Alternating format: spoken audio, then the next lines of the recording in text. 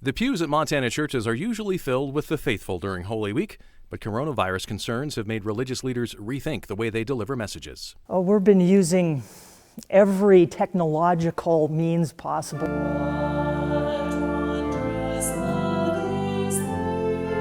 They've taken to live streaming services, even meeting with other churches over the internet. But COVID-19 is not slowing religious leaders down. Strangely, it's in many ways I've been as busy as I've ever been. Episcopal Bishop Marty Stebbins was preparing for high-tech worship before coronavirus came to Big Sky Country. When we started having cases near Montana, I had a discussion with the clergy about starting to practice virtual services. In a time where spiritual connection is important, sometimes it's even the old school communication that can be most effective. I really encourage my pastors to actually phone people, so it's not just a text or an email, but so people hear a live voice. We still have many congregations in our synod, particularly the rural part, who use radio. One benefit broadcasting affords churches is the opportunity for a larger audience. Our services and our other offerings are potentially a lot more public, and so we've actually had, if you will, a higher Sunday attendance than we've had before. And leaders say stay-at-home directives can be a way to bring families closer together. All too often we think the only place we can be church is in a building that's called the church, but we're church all the time, including as we are together as family.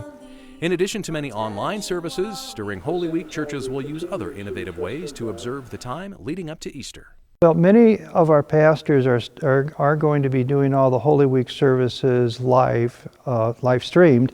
I myself, I'm going over to the University of Providence to the Trinitas Chapel, and I'll be doing all the Holy Week services there. They've had better production ability than a cell phone, and so I wanted to have some better quality.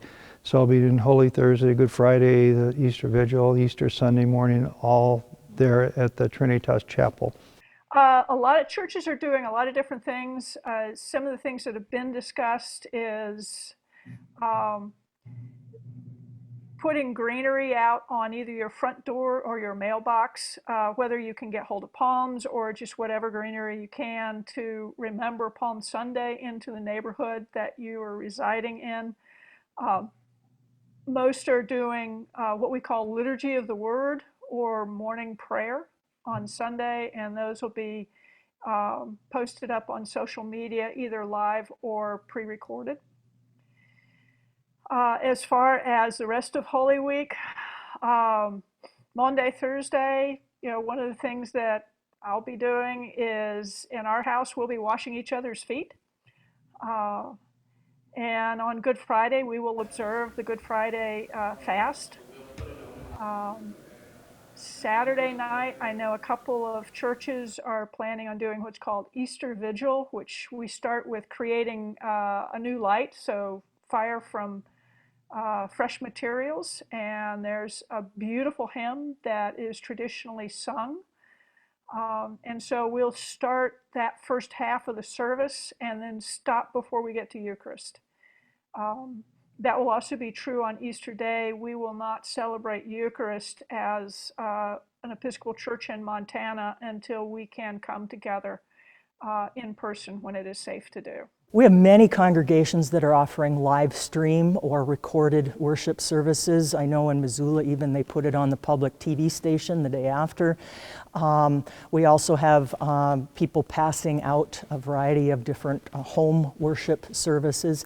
And then I and my staff will be providing Holy Week services that are recorded for folks, and just encouraging our people to connect in some way, even if it's over a phone call, to attend worship over the phone, just to create opportunities for celebrating Easter. And I know of a number of congregations who have decided that when this is all over, that's when they're going to hold their Easter Sunday worship, the first time they come back. The coronavirus outbreak has been accompanied by economic uncertainty. In addition to looking out for their own employees, churches are doing what they can for their congregation members who may be financially impacted. There's a concern, I know in talking with my pastors, they're all concerned about what's going to happen in the months ahead. Will they be able to keep the staff that they have, and will their parishioners have jobs? You know, because the reality is all of our parishes, all the churches are basically funded by the members of that particular church community, you know, and if they're out of work and there's no way to fund it. For our own employees, we are encouraging no furloughing, so to get creative in their financing to make sure, because those people we will need once we recover to help the rest of the state recover.